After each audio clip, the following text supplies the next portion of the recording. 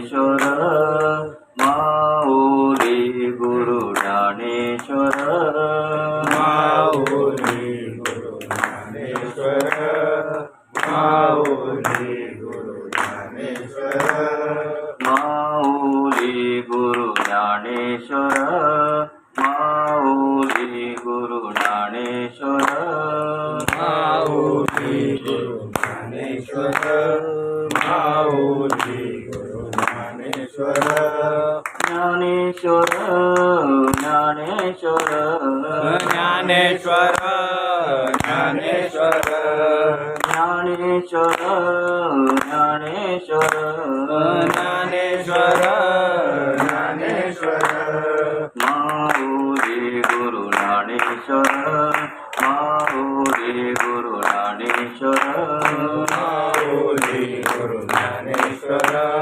माऊली गुरु ज्ञानेश्वर ज्ञानेश्वर ज्ञानेश्वर ज्ञानेश्वर ज्ञानेश्वर ज्ञानेश्वर ज्ञानेश्वर ज्ञानेश्वर ज्ञानेश्वर माऊली गुरु ज्ञानेश्वर माऊली गुरु ज्ञानेश्वर माऊली गुरु ज्ञानेश्वर माऊली गुरु ज्ञानेश्वर ओम नमो ज्ञानेश्वराय करुणाकरा दया तुमचा अनुग्रह लाधलो पवन झालो चराचरी मी तो कळा कुसरी काहीच नेले बोलतो जरी अति भाविक तुमचा अनुग्रह लाधलो पवन झालो चराचरी एका जनार्दनी तुमचा दास त्याची आस पुरवावी तुमचा अनुग्रह लाधलो पवन झालो चराचरी पतित पतित पतित मी त्रिवाचा पतित परित्वा पुलिया सत्ये मज करावे सरते नाही चित्त शुद्धी स्थिर पाया पाशी बुद्धी परित्वा पुलिया सत्ये मज करावे सरते अपराधाचा केलो तुका म्हणे काय बोलो परित्वा पुलिया सत्ये मज करावे सरते आता माझ्या भावा अंतराय नको देवा आले भागाते करितो तुझे नाम उच्चारितो दृढ माझे मन पायी बांधावे राखून आले भागाते करितो तुझे नाम उच्चारितो तुका म्हणे वाटे नको फुटो देऊ फाटे आले भागाते करितो तुझे नाम उच्चारितो पाहे पाधोजेचे चिरगुट राया जतन करिता कष्ट ऐसा मी एक पतित परी तुझा मुद्रांकित मसे पत्र ते केवढे राव चालवी आपल्या पाडे तैसा मी एक पतित परी तुझा मुद्रांकित बाप रखमा देवी वरदा सांभाळावे आपल्या बिरा तैसा मी एक पतित परी तुझा मुद्रांकित कुंडली कवरदे हरिविठ्ठल श्री ज्ञानदेव तुकाराम नाथ भगवान की माऊली ज्ञानेश्वर महाराज की जगद्गुरु संत तुकाराम महाराज की जय शांती ब्रह्म एकनाथ महाराज सच्चिदानंद श्रीपाद भगवान की सच्चिदानंद रामदास भगवान की ब्रह्ममूर्ति महाराज की अवधूत चिंतनम श्री गुरुदेव दत्त गोपाल कृष्ण भगवान की। बोलो रे भाई सब संतन की जय।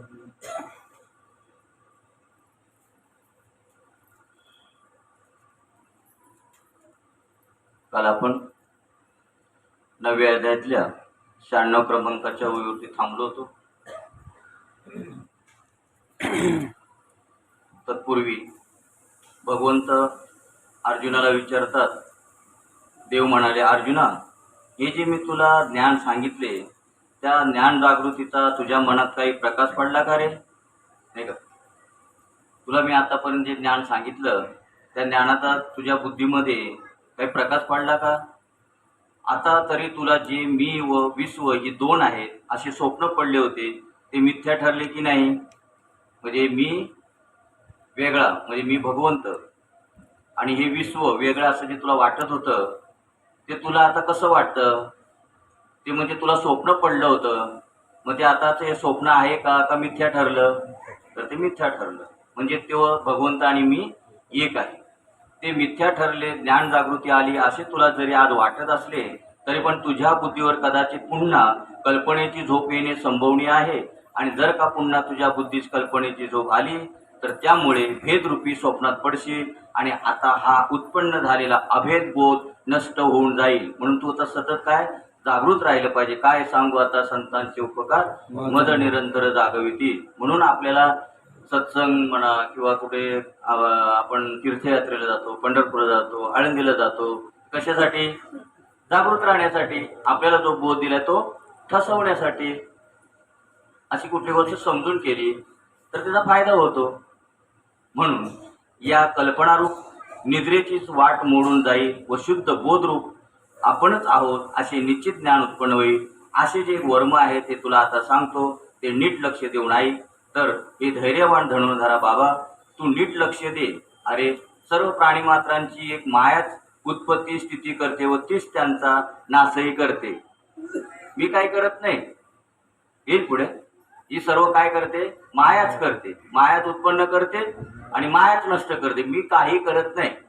मी फक्त काय निमित्ताला सुद्धा नाही बरं का, निमित्ताला सुद्धा नाही. साक्षी रूपाने. जसं आता ही आपण या लाईटी खाली आता ज्ञानेश्वरी वाचतोय.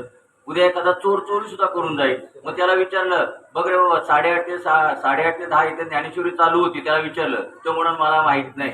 आता एक चोर चोरी करून गेला 11:30 वाजता, मला माहित नाही. कोण म्हणणार? तेव्हा तसा आत्मा काय म्हणतो, मला काहीच माहित नाही. जे काय करते ते कोण करतं? प्रकृती करते, म्हणजे माया करते. हे चांगलं लक्षात आलं तुमच्या. आणि आता पुढे विषय तोच आहे. बरं झालं तुमच्या लक्षात आलं.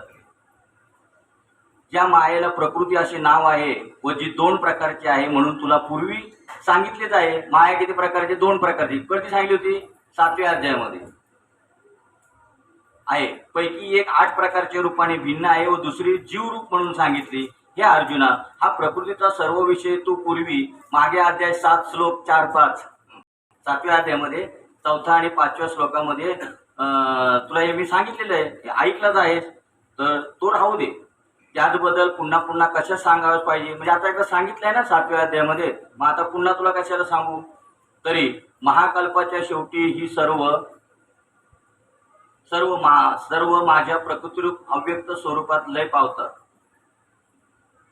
तरी महाकल्पाच्या शेवटी, महाकल्पाचे म्हणजे ज्या टायमाला कल्प होतो, कल्पांती, महाकल्पाच्या शेवटी ही सर्व माझ्या प्रकृतीरूप अव्यक्त स्वरूपात लय पावतात. ग्रीष्म ऋतूच्या शेवटी प्रखर उन्हाळ्यात ज्याप्रमाणे गवत बीजासह पुन्हा जमिनीत चांगलीच लीन होतात. कशी तू म्हणशील? म्हणजे प्रकृतीनेच उत्पन्न होतात आणि प्रकृतीमध्येच लय पावतात. तर कशी म्हणशील? तर उदाहरण सांगितले. ग्रीष्म ऋतूच्या शेवटी प्रखर उन्हाळ्यात ज्याप्रमाणे गवत बीजासह पुन्हा जमिनीत चांगलीच लीन होतात.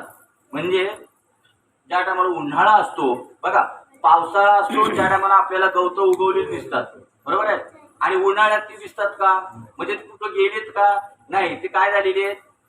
तिथंच उन्हाळ्यामध्ये ती तिथंच असतात. ते पण त्यावेळेला ती दिसत नाही. म्हणजे त्यांचं खाली बीज असतं आणि पाऊस पडला की पुन्हा ती उगवतात. म्हणजे प्रकृतीच उत्पन्न करते आणि प्रकृतीमध्ये लीन कशी होतात त्याच्यासाठी दृष्टांत. आणि ती गौतम म्हणजे कोण आहे? लक्षात घ्या की गवतं काय करतात, पावसाळा चालू झाला की पावसाळ्यामध्ये ती दिसतात, म्हणजे व्यक्त होतात. आणि उन्हाळ्यामध्ये ती दिसत नाही, मग नाहीत का, आहेत पण अव्यक्त रूपाने. अव्यक्त आणि व्यक्त. आता तुम्हाला सांगतो, आता पावसाळा आहे, तुम्ही एखाद्या डोंगराळ भागामध्ये जा, डोंगराळ भागामध्ये, आणि तिथं ती गवतं बघायची. ती गवतं काय म्हणतात ते ऐकायचं, नीट ऐकायचं. काय म्हणतात माहितीये का, किती वेळा जन्मायावे आ, किती वेळा जन्मायावे, किती व्हावे फजित, किती वेळा जन्मायावे. कोण म्हणतात, गौतम म्हणतात. माणसं काय म्हणायला मागत नाही. गवताना कळालं, ती म्हणतात किती वेळा जन्मा यावे, किती व्हावे फजित. पावसाळा आला की जन्माला यायचं, आणि उन्हाळा आला की मरून जायचं, परत जन्माला यायचं परत. पण हे गवताना कळलं, पण माणसांना काही कळत नाही. नको कळून घ्यायला. किंवा वर्षा ऋतूतील मेघांचे अवडंबर नाहीसे होते, व जेव्हा शरद ऋतूचा गुप्तपणा नाहीसा होतो, म्हणजे शरद ऋतूचा अंकुर फुटतो, तेव्हा सर्व आकाशातील ढगांचे समूह आकाशातच लय पावतात. ज्या टायमाला पाऊस येणार, या ढग आपण म्हणतो ढग येतात आणि ढग जातात. मग आता ते इथं काय सांगलं, वर्षा ऋतूतील म्हणजे पावसाच्या वेळेला मेघांचे अवडंबर नाहीसे होते, व जेव्हा शरद ऋतूचा गुप्तपणा नाहीसा होतो, म्हणजे शरद ऋतूचा अंकुर फुटतो, तेव्हा सर्व आकाशातील ढगांचे समूह आकाशातच लय पावतात. म्हणजे शरद ऋतू असतो त्यावेळेला तुम्हाला ढग दिसणार नाही, आणि ज्या टायमाला पावसाचा वेळ येते त्या टायमाला ढग दिसतील, पण शरद ऋतू दिसणार नाही. म्हणजे ते कुठे गेलेले आहेत का, ते जातात आणि पुन्हा येतात. किती वेळा जन्म यावे, किती व्हावे फजित. हे त्यांचं काय आलं, राडगाडग चालू आहे. अथवा आकाशाच्या पोकळीत ज्याप्रमाणे वायू सहजच नाहीसा होतो, आकाशाच्या पोकळीमध्ये वायू काय होतो, सहजच नाहीसा होतो. नाहीसा होतो म्हणजे नाहीसा झालेला आहे का, नाही, असतो. पण आपल्याला कधी कळतो, ज्या टायमाला एखाद्या झाडाची पानं हलतात तेव्हा आपण म्हणतो तिथं काय आहे, तिथं वायू. मग तिथंच आहे आणि बाकी ठिकाणी नाही आहे का, बाकी ठिकाणी पण आहे ना, पण तिथं त्या पानांच्या हल्ल्यामुळे आपल्याला वाटतं तिथं वायू आहे, पण तो इतरत्र सर्वत्र असतो, मग त्या पानामुळे हल्ल्यासारखा दिसतो. तसंच आकाशाच्या पोकळीत ज्याप्रमाणे वायू सहजच नाहीसा होतो, म्हणजे नाहीसा झालाय का, तो असतो, पण कुठल्या तरी मग साधनाने आपल्याला वाटतं की इथं आता आहे. आता कसं, आता इथे सर्वत्र वायू आहे, पण आता इथं जरा वेगळ्या रूपाने वाटतो. कशामुळे, पंख्यामुळे. हे साधन वापरल्या साधनामुळे आपल्याला इथं हमखास आहे असं वाटतं.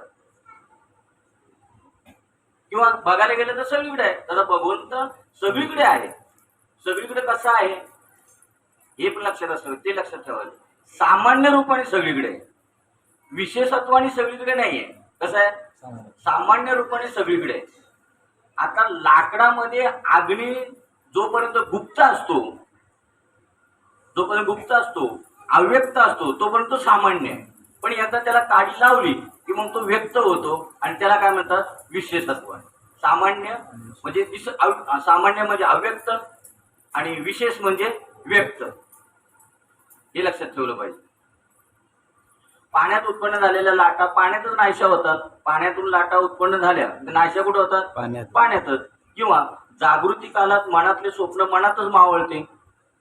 आता रात्री स्वप्न पडलेले, आता जागृत झालो आपण, मग ते स्वप्न आता आहे का, ते काय झालं, जागृत झाल्याबरोबर मनातल्या मनात तिथंच ते मावळून जातं.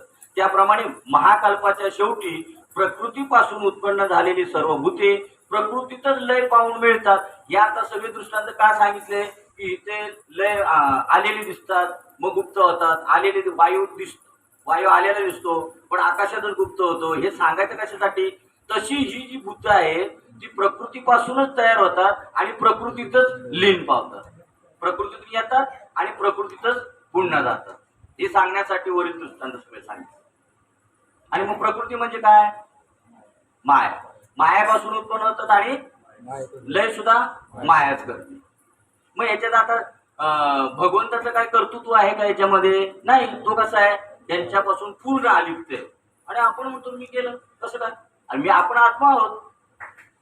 आपण कोण आहोत, आत्मा. काय करतो का, इथं काय आत्म्याचं काय कर्तृत्व आलं का, नाही.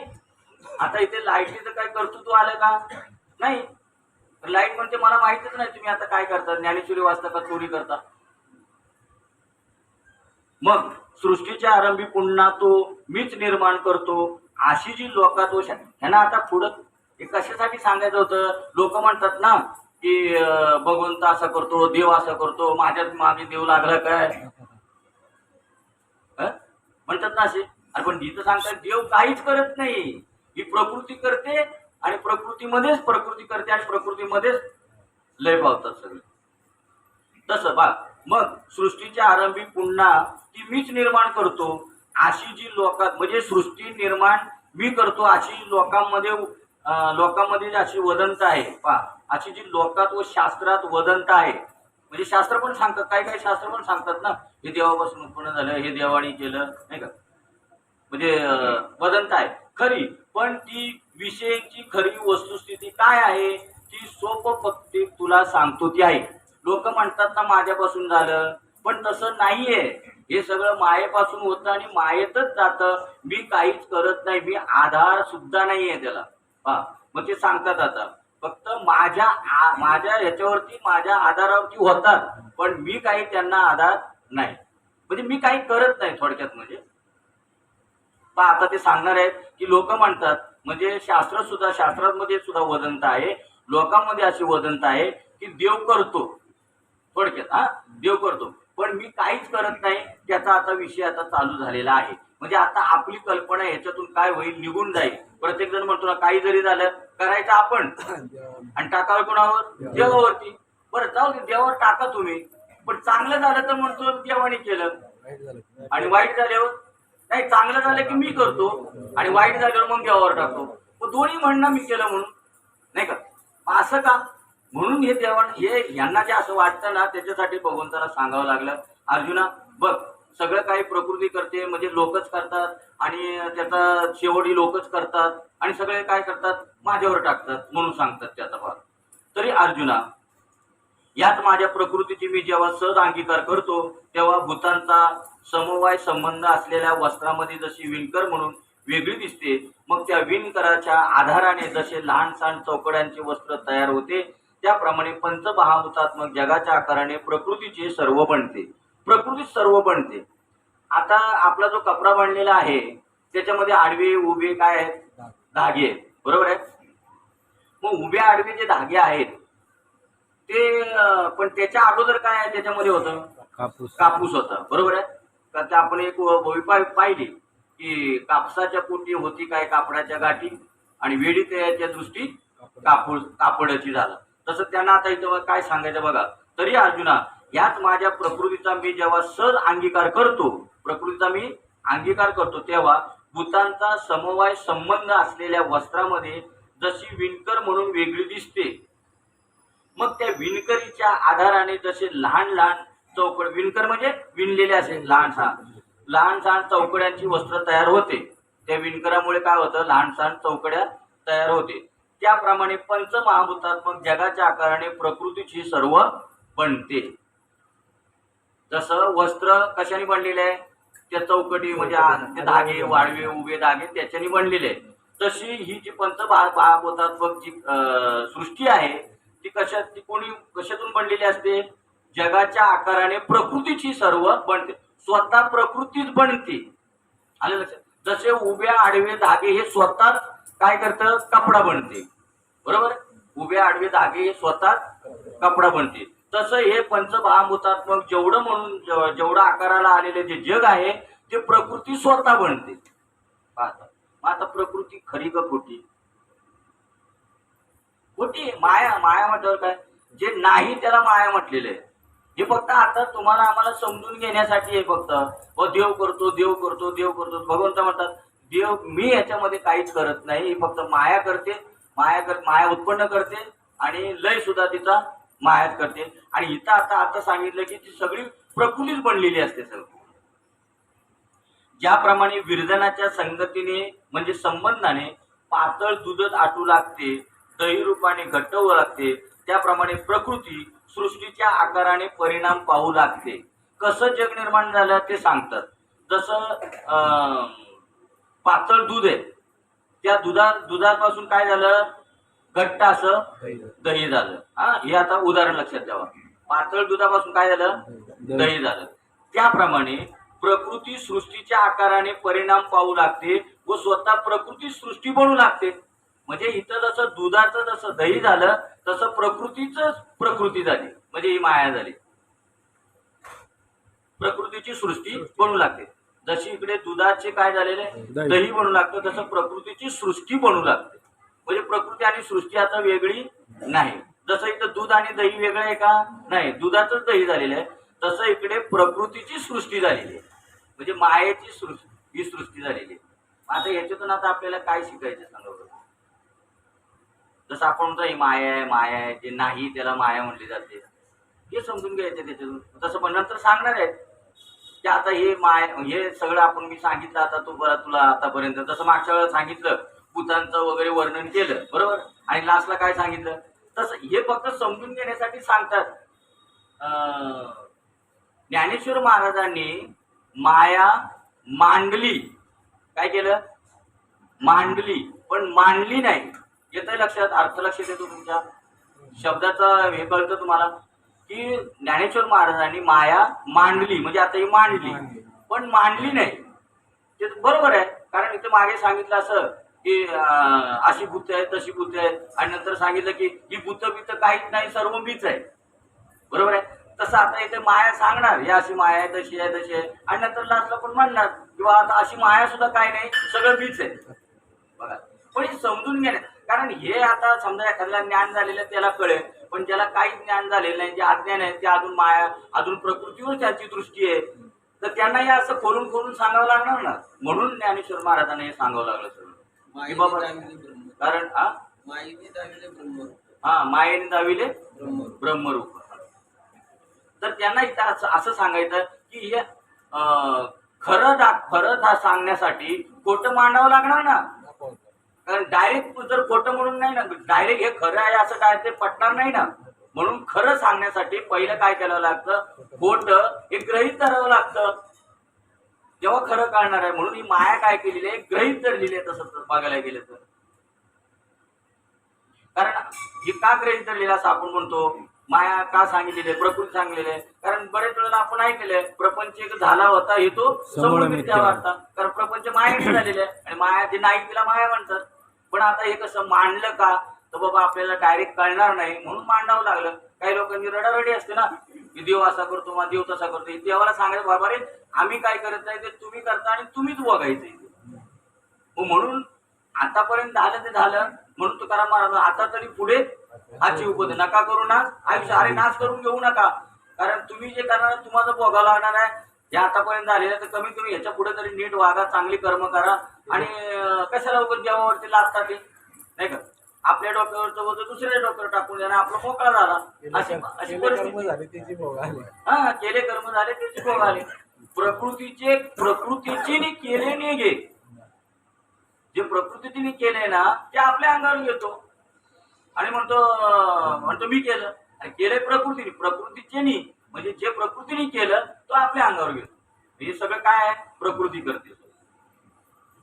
हा, त्याप्रमाणे प्रकृती सृष्टीच्या आकाराने परिणाम पाहू लागते, स्वतः प्रकृती सृष्टी बनू लागते.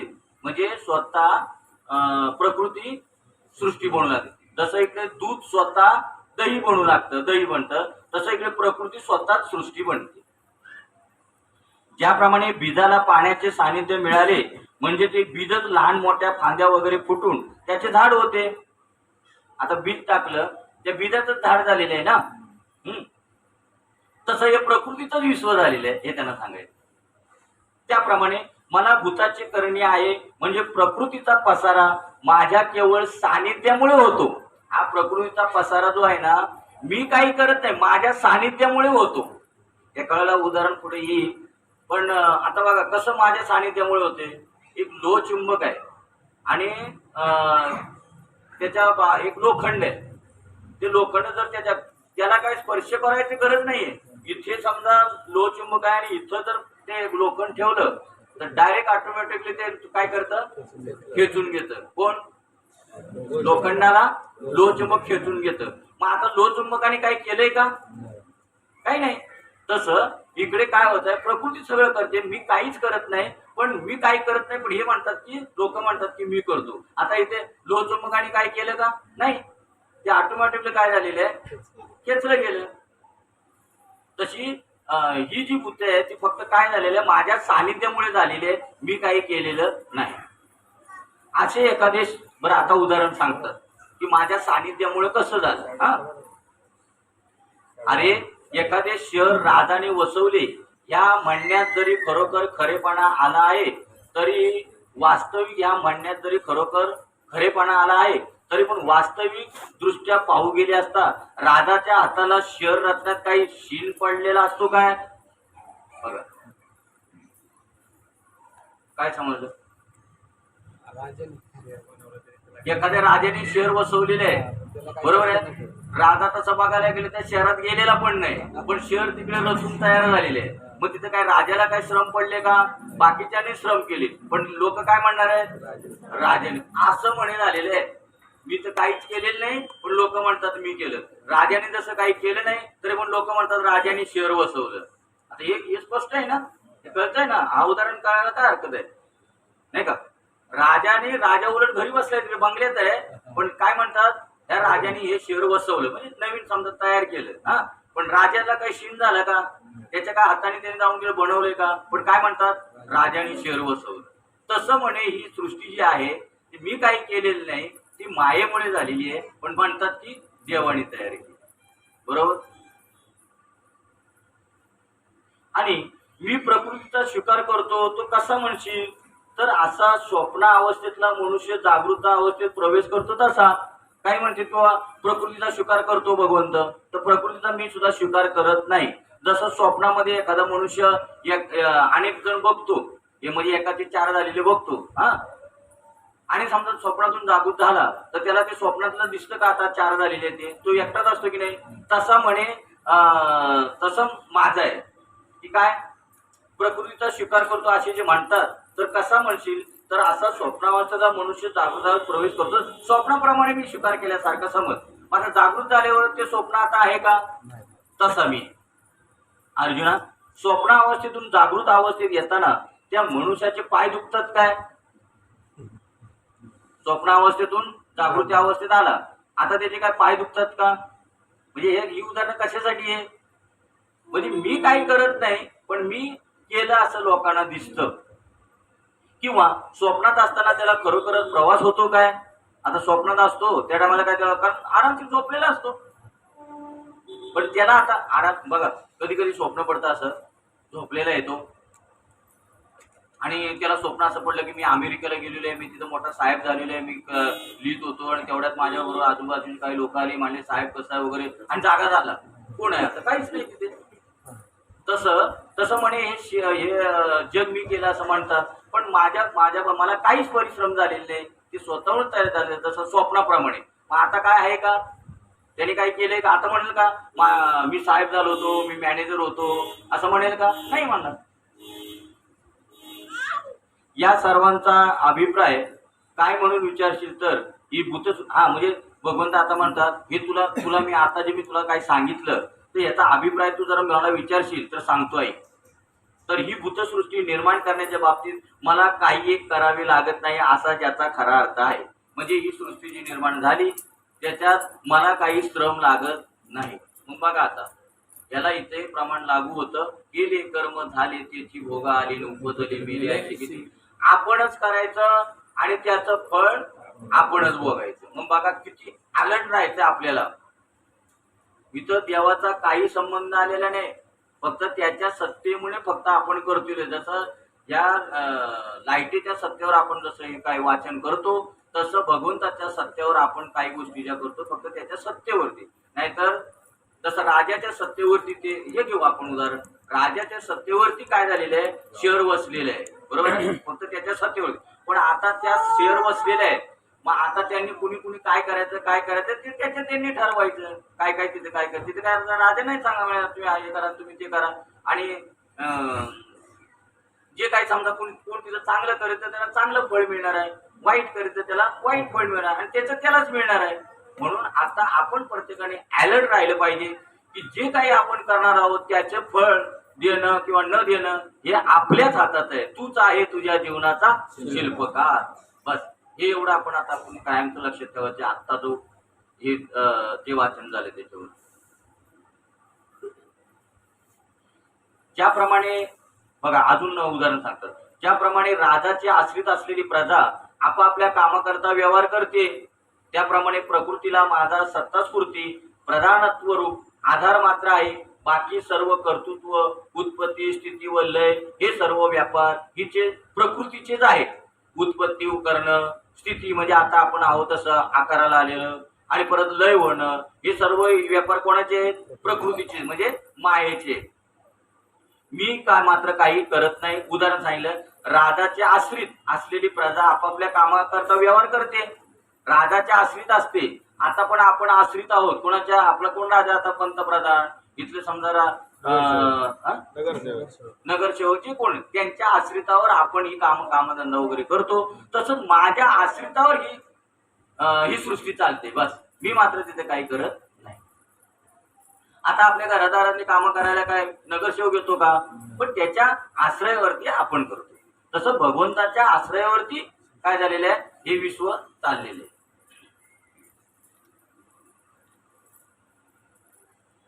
हे पहा बरं अजून उदाहरण बघा. किती मयाळ म्हण असेल भगवंताचं. अर्जुना तुला हे नाही उदाहरण समजलं ते आणि तुला आणि सांगतो. बघा आता परत उदाहरण सांगतात. हे पहा, पौर्णिमेच्या होतं तसं आपल्याला नाही काय की काही गोष्टी आपल्याला नाही. आता इथलं राजाचं उदाहरण पटकन आपल्या लक्षात आलं असं, पण बाकीच्या कळलं नसते. जाऊ एक आलं लक्षात तरी बाद झालं.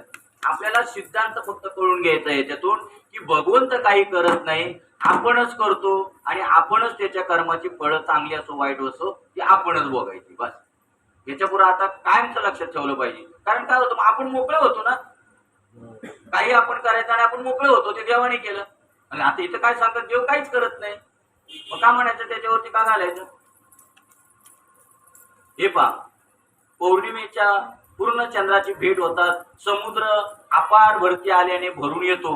म्हणजे आता इथे सांगायचं फक्त माझ्या सत्तेमुळे फक्त चाललेलं आहे, मी काय करत नाही.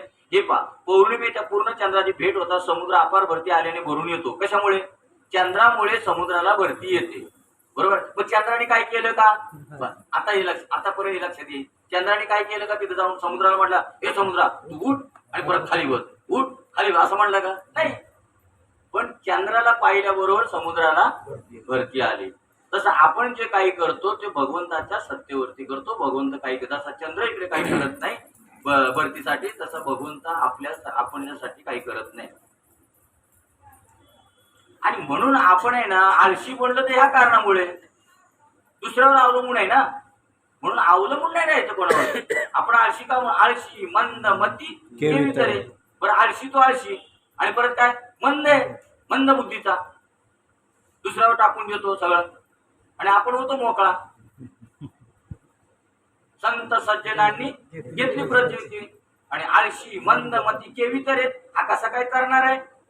आळशी आहे, मंद आहे आणि म्हणतो मला तरलं पाहिजे, अजिबात तरणार नाही, बुडून जाशील.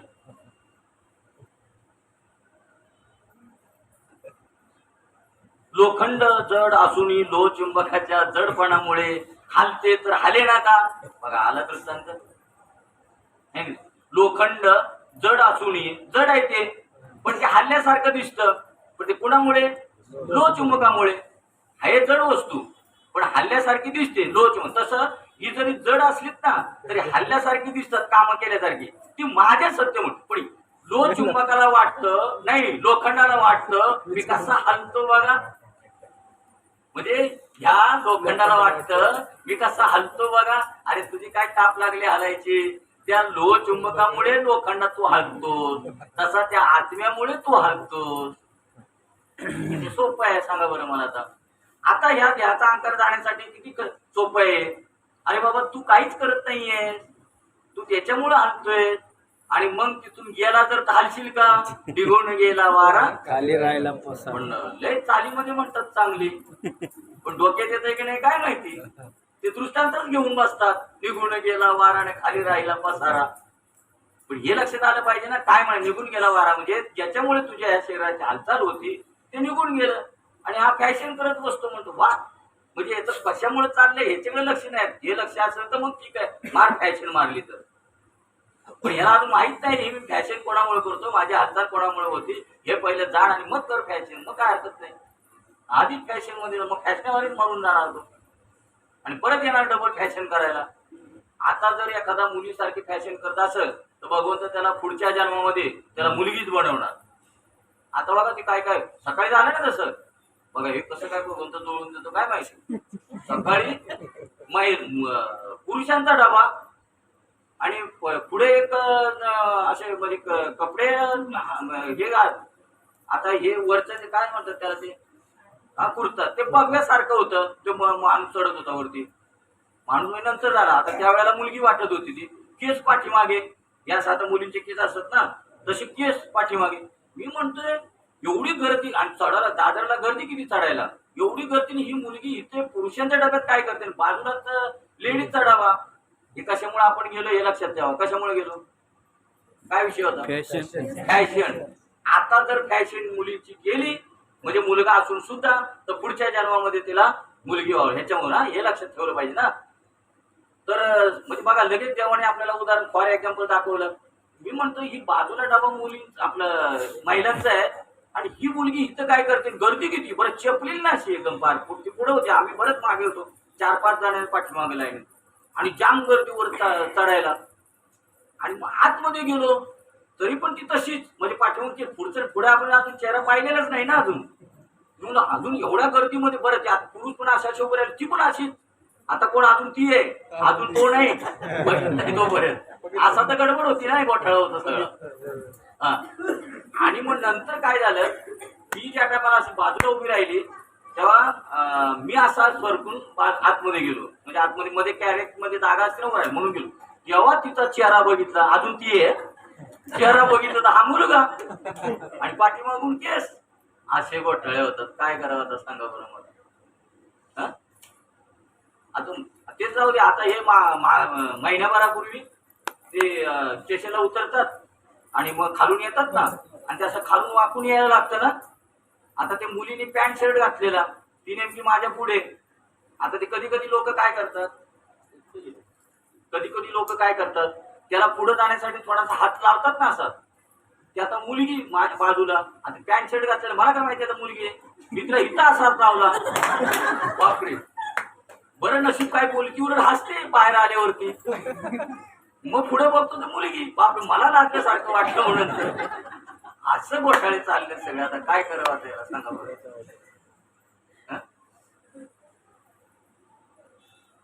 सगळा मायेचा प्रकार सगळा झालेला. आता ते कोण होणार आता हे जर फॅशन करतात यायला. अरे तुला आता मुलगीचं स्वरूप दिलेलं आहे त्या तुला ती काहीतरी भूमिका असणार तुझी. तुला मुलगी बनवलं म्हणजे तुझ्या आता ह्या वेळेची काहीतरी भूमिका असणार. ती भूमिका पार पाडण्यासाठी तुला मुलगी बनवलेली आहे तुला फॅशन करण्यासाठी नाही. सांगा बरं कशावरून आपण गेलो होतो ते कळलं ना. फॅशन हा नुसती फॅशन नाही कळलं. ही फॅशन कशामुळे आहे त्याला पहिलं जाणं आणि मग हरकत नाही. आपण ही सगळी बाहेरची फॅशन इथं आणली आणि बाहेरच्या आता अमेरिका वगैरे इंग्लंडला इकडे आता साड्या घालायला लागल्या त्या बाहेर. त्यांना जर विचारलं ना कधी आमच्या ऑफिसमध्ये एकदा आली होती सफेद साडी घातलेली माळ अशी दाढी माळ अशी पुढे टाकलेली. आता आमच्या महिलांना पहिल्या विचारतात माळ घालताना बारीक माळ आहे का तर मी माळ घालेला. काय काय बदली करायला मागे म्हणजे ही नकोच मला अशीच पाहिजे. 2-2, 3-3 दिवस बिचारांना आहे ना त्रास. मला अशीच पाहिजे बारीकच पाहिजे. नाही त्याच्यातले नाही त्याच्यात आहेच नाही असे म्हणणारे आहेच नाही कोण ऐकायला. काय आता करावं सांगा बरं. आता तुम्ही आता ते आगरी समाजामध्ये जर गेलात डोंबिवली वगैरे त्या साईडला आम्ही जायचो गुरुपौर्णिमेला ते कुठं ते डोंबिवलीला खिडकाळीला काय त्या आगरी समाजाच्या बायका ह्या अशा जाण्या मा ह्या अशा त्या पण मंगळसूत्र कसं आपण टाकतो असं मंगळसूत्र सारखं असं टाकतो. काय अभिमान असावा नको. अभिमान आपल्या मंगळसूत्राचा आपल्याला अभिमान नको. मग हे तर आपलं मंगळसूत्र आहे ना मग त्याचा अभिमान नको. नाही मला बारीकच माळ पाहिजे. नवरा काय तर म्हणते मला बारीकच पाहिजे. नवरा आहे आपला नको करायला कळायला. हा काय होतं त्याच्या आपण फॅशन झालं ना फॅशन झाली ना. ते एवढंच घेऊन बसायचं का आता काय हा? लोखंड जड असून लोह चुंबकाच्या हा राहिलं ना कसं काय. आमच्या ऑफिसमध्ये एक युरोपियन महिला आली आणि सफेद साडी घातलेली, ही अशी माळ पुढे टाकलेली आणि माळ टाकली, परत असा गंध लावलेला, तेव्हा असा उभा गंध लावलेला, केस पण एकदम व्यवस्थित वेणीपणी केलेली. आणि जशी एंट्री केली ऑफिसमध्ये, आता ती फॉरेनर इंग्लिशमध्ये बोलायला पाहिजे. मग तिला मी विचारलं इंग्लिशमधून की हे तू का घातलंय, आणि तिच्या सारखं तोंडामध्ये एक चालू होतं बरं का, काय बडबड करत होती काय काय म्हणत त्यांच्यामध्ये हरे राम हरे कृष्ण असं म्हणतात. तर ती आज आल्यावर हे तुम्ही का घातलंय, ती पण इंग्लिशमध्ये आय लाईक इट. कमीत कमी मग ती काय म्हणते आम्हाला आवडतं. मग कमीत कमी आपल्याला आवडतं म्हणून तरी घातली पाहिजे ना. मग आवडतं म्हणून घातली की नंतर ऑटोमॅटिक आपल्याला कळणार आहे का घातली ती. तशी ती म्हणजे हे आम्हाला हे आवडतं बा. आणि मग त्यांना विचारलं तिला तुमचे गुरु कोण, म्हणले इंडियामधलेच आहेत. त्या टायमाला साईबाबा म्हणून ते बघा ते असे केसवाले काय साईबाबा ना असे केसवाले सत्य साईबाबा ते त्यांचे गुरु बघा. फॉरेन मधून येऊन इंडियामध्ये त्यांनी गुरु केलेलं. म्हणजे बघा ते पण जायचे तिकडे, भले तिकडे झालं असेल पण त्यांनी गुरु केलेला, विचार करा. आणि आता आपल्याला म्हणतात काय करा, काय आमच्या मनाला वाटेल तेव्हा म्हणणे येईल. एखादी तुम्हाला कधी कुठे खड्ड्यात देऊन टाकीन ना, मग तेव्हा बघा आमच्या मनाला वाटेल तेव्हा.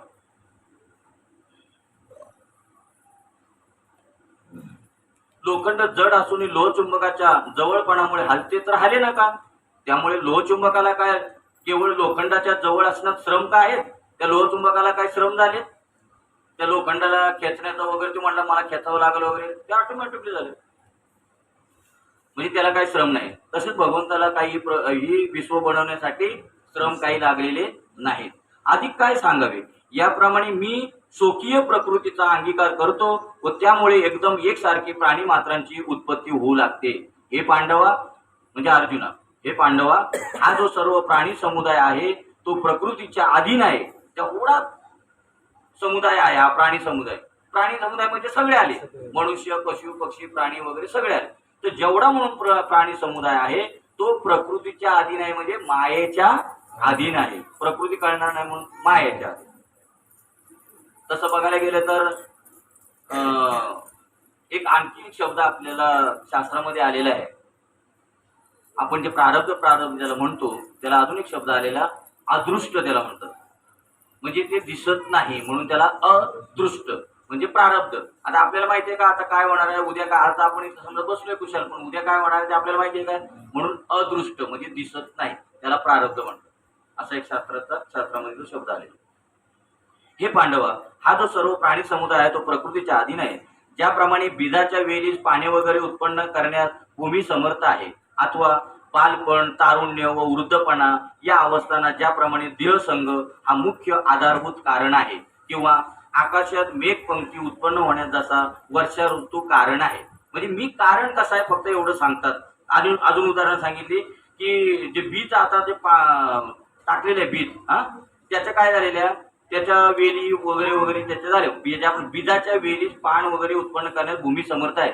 बीज टाकलेले आहे आणि त्या बीजाला वेली आलेल्या आहेत, पानं आलेली आहेत. ती कुणामुळे आलेली आहेत, भूमीमुळे. भूमीने काय केलं का, तिने काय केलेलं नाही, फक्त तिच्या सानिध्यामध्ये ही पानं फुलं फळं वगैरे आलेली आहेत, उत्पन्न करण्यास भूमी समर्थ आहे. अथवा बालपण तारुण्य वृद्धपण हे कशावरती आहे, एका देहावरती आहे. मग देहाने काय केलं काय, ते ऑटोमॅटिकली बालपण गेलं की तारुण्यपण गेले, वृद्धपण ते देहाने काय केले का नाही. त्या ज्याप्रमाणे देह संघ हा मुख्य आधारभूत कारण आहे, किंवा आकाशात म्हणजे त्या बालपण तारुण्यपण वृद्धपण ह्याला काय आहे, देह संघ केवळ आधारभूत आहे म्हणून देहाने काय केलेलं नाही. किंवा आकाशात मेघ पंक्ती उत्पन्न होण्यास जसा वर्षा ऋतू कारण आहे. किंवा स्वप्न, किती उदाहरणं दिली एक फक्त गोष्ट कळून घेण्यासाठी की अरे अर्जुना, मी हे काही करत नसून केवळ आणि केवळ फक्त ही प्रकृतीच करत असते किंवा मायाच करते एवढं सांगण्यासाठी एवढी उदाहरणं दिलीत बघा.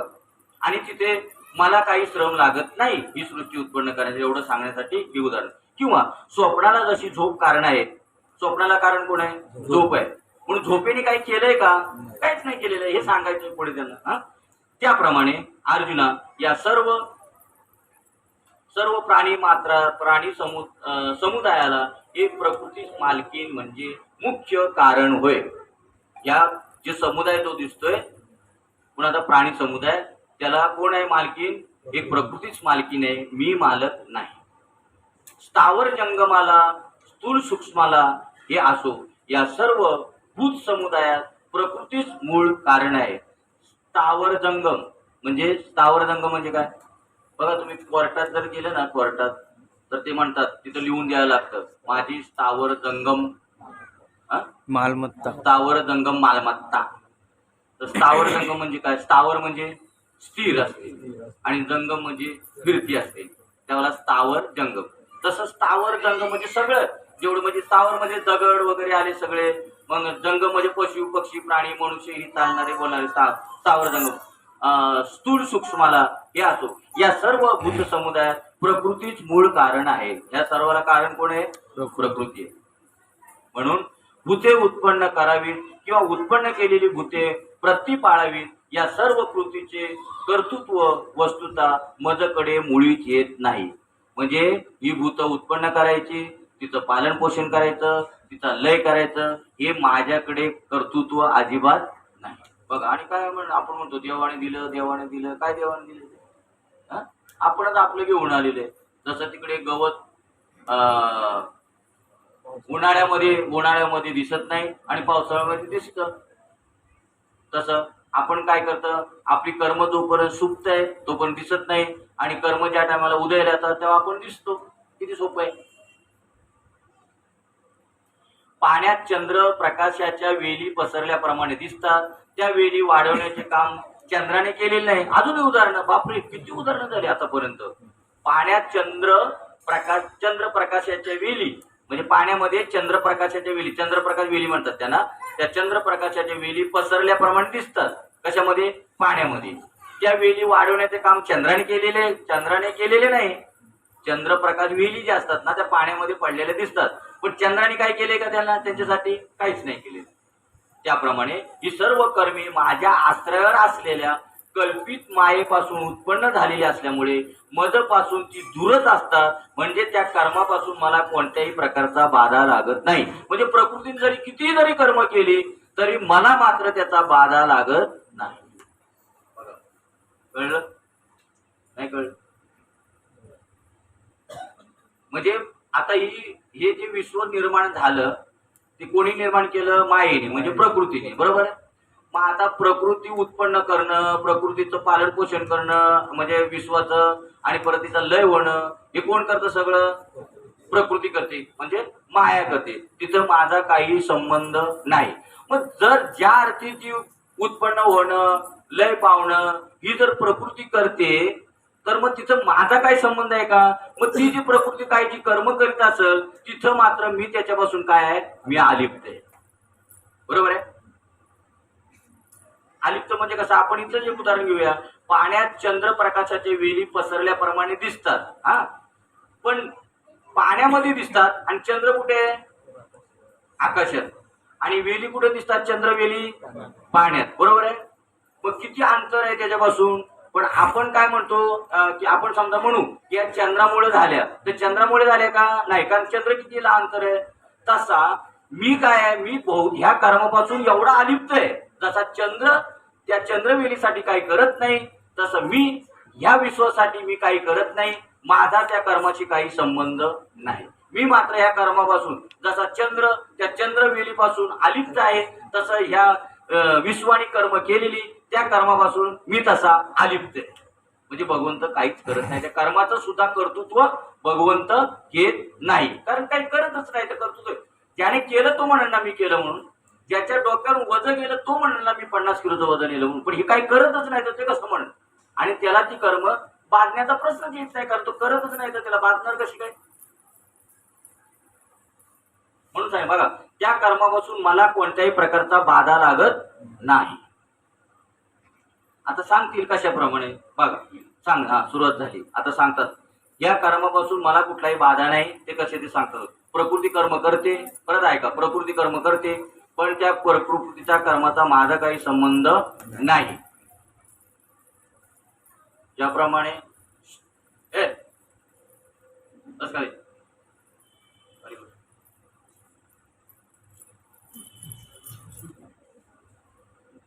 ज्याप्रमाणे समुद्राच्या पाण्याचा लोट वाहू लागल्यावर त्याला मिठाचा बाण थोपून धरू शकत नाही, त्याप्रमाणे माझ्यात लय पावणारी सर्व कर्मे मला कशी बरे बांधू शकतील. बरं, ज्याप्रमाणे समुद्राच्या पाण्याचा लोट वाहू लागल्यावर समुद्राचं पाणी वाहायला लागलं, हा, त्याला मिठाचा बाण थोपून धरू शकत नाही, त्याप्रमाणे माझ्यात लय पावणारी सर्व कर्मे मला कशी बरे बांधू शकतील. आता पाण्याचा लोट चाललेला आहे, हा, आणि तिथं आता ठरवलं सगळ्या गावकऱ्यांनी की आता हे पाणी थांबवण्यासाठी आपल्याला बांध घातला पाहिजे, हा, आणि तो बांध कसला घालायचं ठरलं मिठाचा. आता हे पाणी थांबल का? नाही. तो बांध काय होणार आहे? तो पाणी स्वरूप होत जाणार आहे. आता हे दृष्टांत झाला. हा, परत आहे अजून आहे दृष्टांत. धुरांच्या कणांचे छेद जर जोराने वाहणाऱ्या वायूस प्रतिबंध करून थांबवील किंवा सूर्यबिंबात जर अंधार शिरेल. सूर्यबिंबात कधी अंधार शिरू शकतो का? नाही. हे राहू दे. पर्वताच्या पोटातील द्रव्यांना बघा, एखादा दृष्टांत देतात, दोन दृष्टांत दिले, ते म्हणतात हे राहू दे. काय हे राहू दे? जाऊ दे, तुला ते नसेल कळलं तर मी अजून सांगतो तुला. पर्वताच्या पोटातील द्रव्यांना पर्जन्याच्या अतिवृष्टीने काही बाधा होत नाही, त्याप्रमाणे प्रकृतीच्या सर्व कर्मापासून मला काही एक बाधा होऊ शकत नाही. नाही कळलं? त्याप्रमाणे प्रकृतीच्या सर्व कर्मापासून मला काही बाधा होऊ शकत नाही. आता इथं भगवंताला सांगायचंय की प्रकृती सुद्धा माझ्यापासून झालेली हे सांगायचंय त्यांना, आणि प्रकृती आणि मी वेगळा नाही हे सांगा. आतापर्यंत याच्या अगोदर काय सांगितलंय? प्रकृती आणि मी वेगळं आहे, प्रकृतीचा माझा काही संबंध नाही. आता इथं संबंध सांगायचा का? पण कसा सांगायचा ते बघा. की समुद्राच्या पाण्याचा लोट वाहून पाणी वाहत चाललेले, आता त्याला थांबवायचंय तर मिठाचा बाण घातलाय. पण आता मिठामुळे ते थांबू शकेल का? कारण मीठ म्हणजेच काय आहे? पाणी आहे. तसं आता इथं काय सांगणार आहे? कर्म म्हणजेच मी आहे. कर्म धर्म त्यांचा झाला नारायण. म्हणजे कर्मही नारायण आणि धर्मही नारायण, हे आता इथं सांगणार आहे. बघा, पर्जन्याच्या अतिवृष्टीने काही बाधा होत नाही, त्याप्रमाणे प्रकृतीच्या सर्व कर्मापासून मला काही एक बाधा होऊ शकत नाही. जरी प्रकृतीने किती काही कर्म जरी केली तशी मला काही त्याची बाधा होत नाही. जसं समजा तो बाण जरी घातला मिठाचा, तरी त्या मिठाच्या तो बांध आहे तो मला काय करू शकला का? नाही. तशी कर्म जरी प्रकृतीने केली तरी मला काही करू शकत नाही. एरवी त्या प्रकृतीच्या कार्याला फक्त अधिष्ठान रूपाने मीच एक कारण आहे असे समज. काय? त्या प्रकृतीच्या कार्याला माझं मात्र अधिष्ठान आहे, कारण माझं अधिष्ठान नसेल तर काहीच होऊ शकत नाही. ज्या वेळेला आपल्याला सूर्यामुळे काय होतं? सूर्यामुळे काय दिसतं? प्रखर ज्या वेळेला ऊन होतं त्यावेळेला काय दिसतं? मृगजळ. बरोबर आहे. पण त्याचा मृगजळ जरी दिसत असलं तरी आपलं लक्ष मृगजळाकडे असतं. पण ते कोणामुळे मृगजळ दिसतं याकडे आपलं लक्ष आहे का? नाही. पण ते कोणामुळे झालेलं आहे? सूर्यामुळे. सूर्याच्या आधाराने झाले. सूर्याने काही केले का? नाही. सूर्याच्या आधाराने झालेले. तसं एरवी त्या प्रकृतीच्या कार्याला फक्त अधिष्ठान रूपाने मीच एक कारण आहे असं समज. माझ्या अधिष्ठानामुळे ही कर्म प्रकृतीची करते, ते माझ्या कारण प्रकृतीला स्वतःची अशी शक्ती नाहीये. लक्षात घ्या. प्रकृती कशी काय सांगा ना. आता जर प्रकृतीला जर स्वतःची शक्ती असती तर ज्या टायमाला तो मुडदा पडतो त्या टायमाला तो उठून चालायला लागला असता. म्हणजे तो कोणाच्या तरी आधाराने तो शरीर चालत होतं. चाले शरीर कोणाच्या, त्याच्या सत्तेने शरीर चालत होतं. मग ती सत्ता त्याच्यातून काय आलेली निघून गेली. म्हणजे माझ्या अधिष्ठानावर ती प्रकृती चालत होती.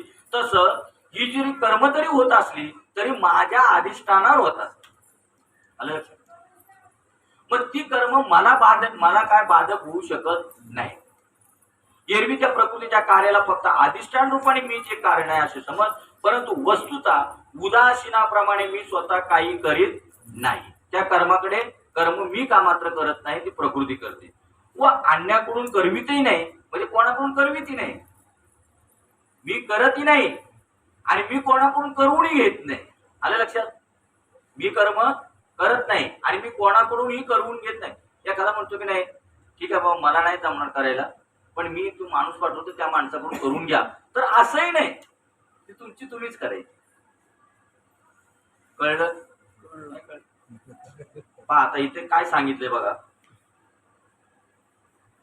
एरवी त्या प्रकृतीच्या कार्याला फक्त अधिष्ठान रूपाने मी जे कारण आहे असे समज. हे कळलं की माझ्या अधिष्ठानामुळे सगळं चालतंय. हा, परंतु वस्तुता उदासीनाप्रमाणे मी स्वतः काही करीत नाही. हा बरोबर आहे. उदासीनाप्रमाणे म्हणजे एखादा कसा उदास असतो, तो आता शांत बसलेला आहे म्हणजे उदास, तो आता काही करत नाही. तसा मी उदास असतो, काही करत नाही. बरोबर, इथपर्यंत कळलं? आता पहा, म्हणजे मी उदासीन असतो, मी काही करत नाही, एवढं तर कळलं. व आणण्याकडून करवीती नाही म्हणजे दुसऱ्या कोणाकडून मी करून पण घेत नाही. आता कळलं का नाही? मी स्वतः तर करत नाही आणि मी कोणाकडून करून घेत नाही. आता समजा एखादी वस्तू आता आणायची असते समजा, तर मी तर आणत नाही, पण पण आता ती वस्तू मी गणेशला पण सांगत नाही बाबा ती जाऊन घेऊन ये. आता लक्षात आलं? म्हणजे मी तर काही करत नाही आणि कोणाकडून करून घेत नाही, त्यांनीच करायची. ज्याप्रमाणे आता परत उदाहरण सांगतो बघा, किती उदाहरणं सांगलेली आहेत एक वस्तू कळण्यासाठी. म्हणजे मी काही करत नाही आणि जी कर्म होतात त्या कर्मापासून मला काही बाधा होत नाही. बघा, म्हणून तुकाराम महाराज म्हणतात की तुका म्हणे आम्ही झालो अग्निरूप, लागून येती पाप पुण्य अंगा. अग्नीमध्ये सगळे चंदनाची लाकडं टाकली तरी सोहा, अग्नी काय करणार आहे? सोहा करणार. बोरीची लाकडं टाकली तरी सोहा. म्हणून म्हणजे समजा चंदनाची लाकडं समजा पुण्य आणि बोरीची लाकडं काय? पाप. तसं एकदा आपण आत्मस्वरूपाला जर कळून घेतलं तर पाप आणि पुण्य दोन्ही काय होतात? जळून खाक होतात. पण आत्मस्वरूपाला जाणलं तर ती जळून खाक होतात. म्हणून तुका म्हणे आम्ही झालो अग्निरूप, लागून येती पाप पुण्य अंगा. ज्याप्रमाणे घरात ठेवलेला दिवा कोणाच अमुक एक काम कर असा नियम घालून देत नाही किंवा कोणी काही करीत असल्यास ते करू नको असे कोणाला सांगत नाही. आता तरी समजावं का नाही? मी काही करत नाही आणि कोणाकडूनही करून घेत नाही. कसा? तर ज्याप्रमाणे घरात ठेवलेला दिवा कोणास अमुक एक काम कर. आता घरात ठेवलेला दिवा आहे, आता ही त्यावेळची ज्ञानेश्वरी 700 वर्षापूर्वी लिहिलेली आहे ना. त्यावेळेला या असे हे लाईटी नव्हत्या म्हणून त्यांनी दिवा शब्द वापरलेला आहे, नाही का? त्यावेळेला लाईट होत्या का? जाऊ दे, ते दिवा त्यांच्या घरात तर दिवा सुद्धा नसायचा. माऊलीच्या घरात कोण द्यायचं त्यांना? कारण त्यांना वाईट टाकलं होतं. त्यामुळे गावात कोणी तेल रॉकेल द्यायचं नाही, कोणी दिवा द्यायचा नाही, कोणी काहीच द्यायचं नाही. त्यांनीच जगायचं. कसं जगायचं? काय काय अमानुषपणा होता चाललं होतं ते बघा. किती म्हणजे किती एखाद्या माणसाला जर समजा सत्वायचं असेल तर किती सत्वायचं, आणि कोणी दिलं तरी त्याला ते घेऊन द्यायचं नाही. आणि त्याच वेळेला आहे ना, ज्ञानेश्वर महाराजांचं त्यात तिथं आता ते काय म्हणतात ते देव ते राहत होते ते सिद्धपेठामध्ये, त्याच्यात तिकडे पलीकडे त्यांची मावळण राहत होती ज्ञानेश्वर महाराजांनी. तर त्यांना सुद्धा सांगून ठेवलं, जर तुम्ही यांना काय जर दिलं तर तुम्हाला सुद्धा आम्ही यांच्याप्रमाणे वाळीत टाकू. कशी लोक असतील सांगा बरं, कसं जीवन जगलं असेल. आपल्याला जरा थोडं कोणी काय बोललं काय केलं तर आपण रडत बसतो. आणि कसं जीवन जगलं बरं. तिथं किती अंधार आहे सांगा बरं. मग अजूनही काहीतरी आहे का तिथं सांगा?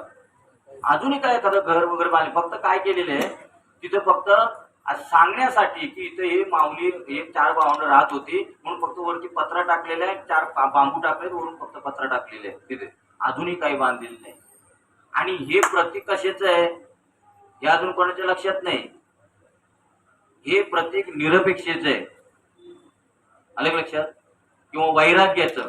म्हणजे किती वैराग्य असू शकतं? जो वैराग्यशील आहे, तो विरक्तिवान आहे, तो उदासीन आहे सगळ्या संसार प्रपंचावरती, ती व्यक्ती अशी असू शकते. हे कळण्यासाठी फक्त त्यांनी ते तेवढे 4 बांबू आणि लावून ठेवलेले बघा. असं विरक्तीवाल्या माणसाने वागलं पाहिजे.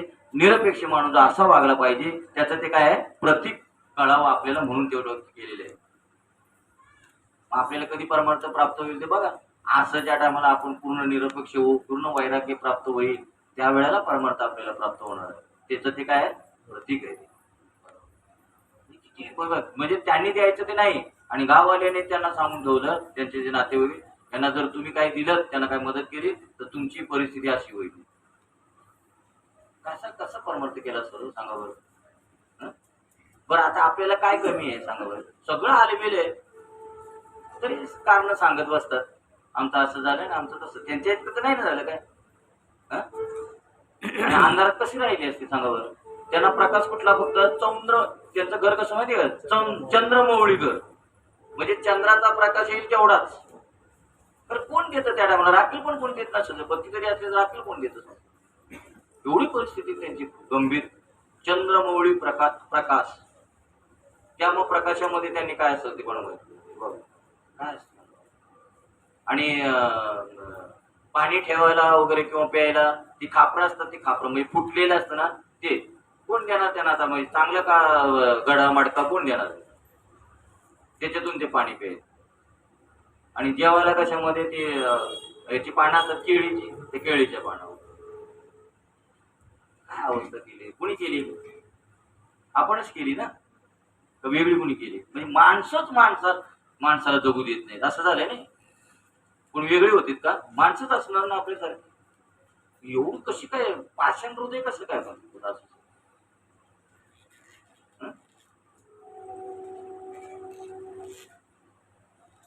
आणि केवढी बालक ते, कोण 4 वर्षाचे, कोण 6 वर्षाचे, कोण 8 वर्षाचे, कोण 10 वर्ष. एवढी बालक, माता नाही, पिता नाही, सोयरे दायरे नाही. आणि आम्हाला जर एखादा सोयरा दायरा किंवा भाऊ बहीण एखादा जर समजा नाराज झाला तर 4-4 वेळा त्यांच्या घरात जावं लागतं. का रे बाबा, का रे बाबा, काय झालं तुला. जाऊ दे ना, झालं तर झालं, काय एवढं तुला एवढं पडलं होतं. उलट तुकाराम महाराज देवाकडे प्रार्थना करायची. होय, देवाकडे प्रार्थना करायची तुकाराम महाराज, की बाबा रे याच्यातून एकदा मला हे लचंडातून एकदा सोडव. आणि जर आपल्याला जर सहज सुटत असतील तर उलट देवाचे आभार मानायचे का आपल्या उगाच त्याच्या मागे लागत बसायचं. का रे बाबा, त्या पायदळणी करायची. का रे बाबा का बोल, म्हणजे चुकलेलं त्यांचंच, अंकारदार त्यांचं, ताटलेलं तेच, आणि त्यांचं आपण पायदळ जायचं. काय पडलं एवढं, का रे बाबा माझ्याशी बोलत नाही ना. उलट तुकाराम महाराज म्हणतात मला याच्यातून एकदा कसं काय हे एकदाची बाजूला कर, हे प्रेम आहे ना ते मला हे गुंतवणार आहे, ते एकदा बाजूला करून टाक एकदाच. आणि आपल्याला सहज होत आहेत बाजूला. मला गाव माझ्याशी बोलत नाही, वाडी माझ्याशी बोलत नाही, घर माझ्याशी बोलत नाही. अरे उलट त्यांचे उपकार मान, तुला अलिप्त केला, तुला त्याचे वैराग्य प्राप्त होणार आहे, विरक्ती प्राप्त होणार आहे. कोण नाही ना माझे, जातो मी, होतो देवाचा. सहज झाला ना, असं होणार नव्हतं का देवाचा तो. त्याला विरक्ती प्राप्त झाली ऑटोमॅटिक. विरक्ती वैराग्य कधी प्राप्त होणार, हे सगळे बाजूला होतील तेव्हा ना. आणि देवाने सहज बाजूला केले म्हणून माऊलींना त्यांना मावणाला लगेच विरक्ती प्राप्त झाली वैराग्य. ही विरक्ती वैराग्य प्राप्त होण्याची लक्षणं आहेत. ही लोक भांडतात वगैरे करतात, त्या सोडून काय त्यांच्याकडे नादाला लागत बसेल. ते सोडवणार आहेस का तुम्हाला. तू का म्हणे तुझं सोडविना कोणी, एका चक्र पाणी वाचून पूर्ण अभंग वाट करा, मग कळेल. कोण बहीण आहे तिथं, का बाप आहे सोडवतो, का आई सोडवते, का बाकीची बहीण सोडवते, कोणीच नाही सोडवत. का दिवशीचा राजा सोडवतो, कोणीच नाही. फक्त एका तुका म्हणे तुझं सोडविना कोणी, एका चक्र पाणी वाचून. जाऊ दे ना, काय एवढं फरक पडणार आहे, काय नडणार आहे. त्या भावनाचं काय नडलं का, काय शेवटी कशी तरी जगलीच ना. पण चालला पायधरणी करायला का, पुरीच्या लग्नाला परत बोलावं लागेल ना. मग पायधरणी अगोदर पायधरणी करायची, आणि नाही झालं तर का पुरीचं लग्न होणार नाही. आधीच यांना काळजी, जसं काय हाच करणार आहे. देव करतो सगळं, तो कोण करणार आहे. तू तरी कोण आहे, तू तरी कोण करणार आहे.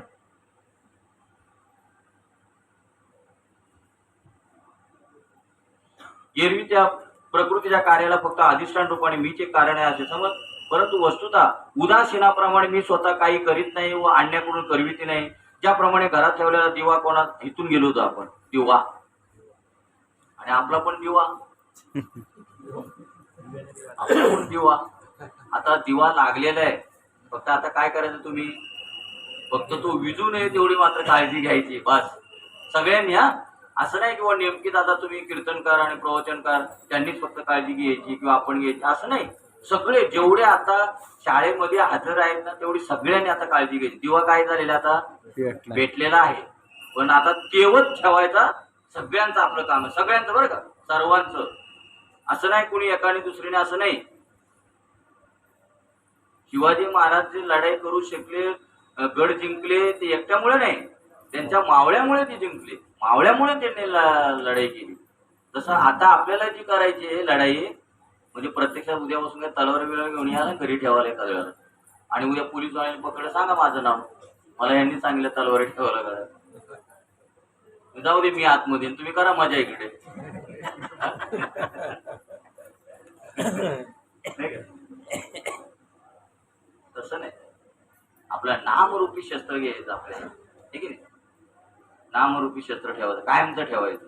बाकी कशाचीच गरज लागणार नाही तुम्हाला, नाहीच लागणार आहे, कशाचीच नाही लागणार, नाहीच लागत. अनुभव घ्या, आपण स्वतः अनुभव घेतला.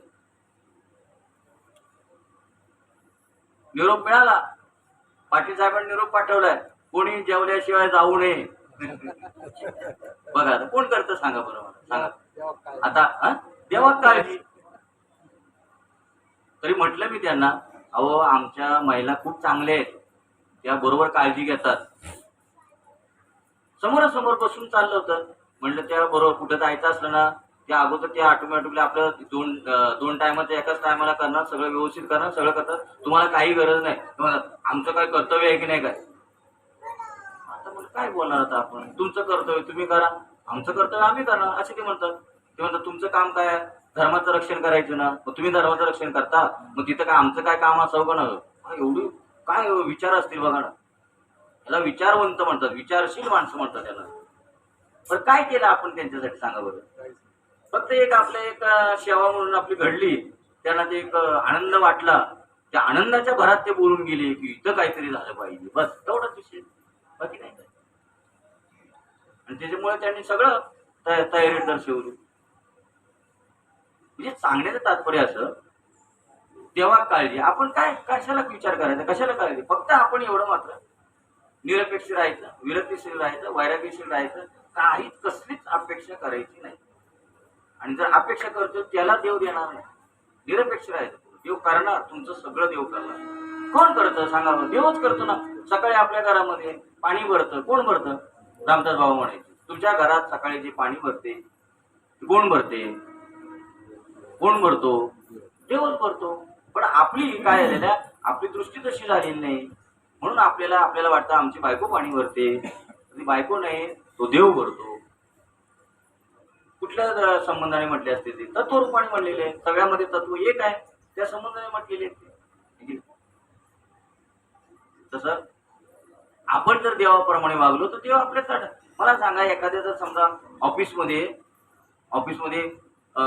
ज्या टायमाला भरती झाली त्या टायमाला तो शिपाई होता, आणि कालांतरानं 5 वर्षांनी असं ऐकलं की तो मॅनेजर झाला.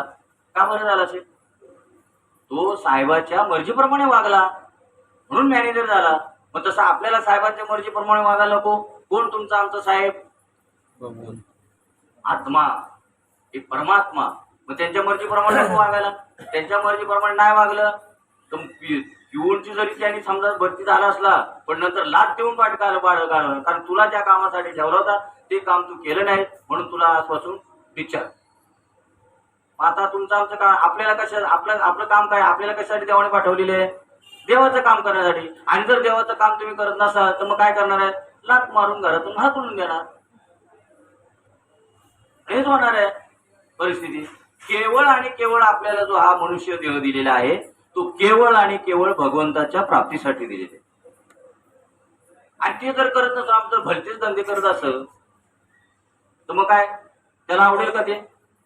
मॅनेजरनी ज्या टायमाला आपल्याला तिथं लिहून घेतलेलं आहे की तुला बाबा ही फाईल इकडची तिकडे करणं, तिकडच्या इकडे करणं, ह्याच्यासाठी तुला ठेवलेलं आहे, पण हा जर आता भलतच जर करायला लागला तर त्याला ठेवतील का तिथे, त्याला लगेच उडून टाकणार. तसं तुम्हाला आम्हाला जो हा मनुष्य देह दिलेला आहे तो कशासाठी दिलेला आहे, केवळ आणि केवळ परमात्म्याची प्राप्ती करण्यासाठी. कारण भगवंताने पाहिलं काही उभी आडवी वगैरे अशी पहिली सगळी, पण एकही त्या लायकीचं नव्हतं ते देवाच्या प्राप्ती करण्यासाठी.